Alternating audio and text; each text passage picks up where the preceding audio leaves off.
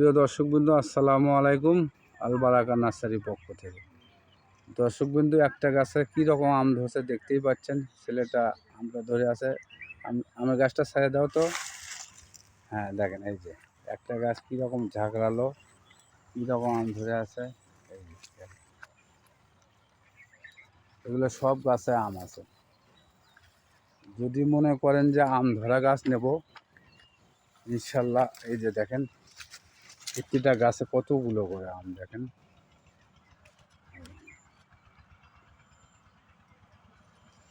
এই দেখেন, এই পাশে দেখেন। তো যদি মনে করেন যে আম ধরা গাছ নেব, ছাদের কিংবা বাগানে যে কোনো জায়গাতে লাগাতে পারবেন।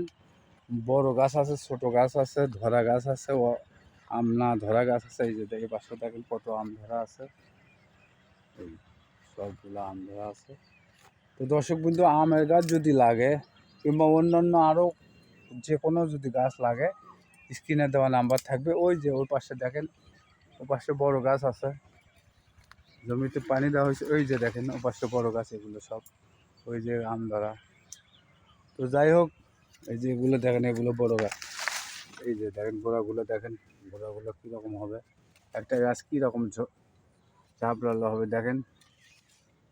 তো যাই হোক, যদি আম লাগে কিংবা লিচু লাগে কিংবা অন্যান্য জাত লাগে কিংবা নারকেল সুপারি লাগে, বড় হইতে ছোট গাছ, যেরকম সাইজ লাগবে ইনশাল্লাহ দিতে পারে।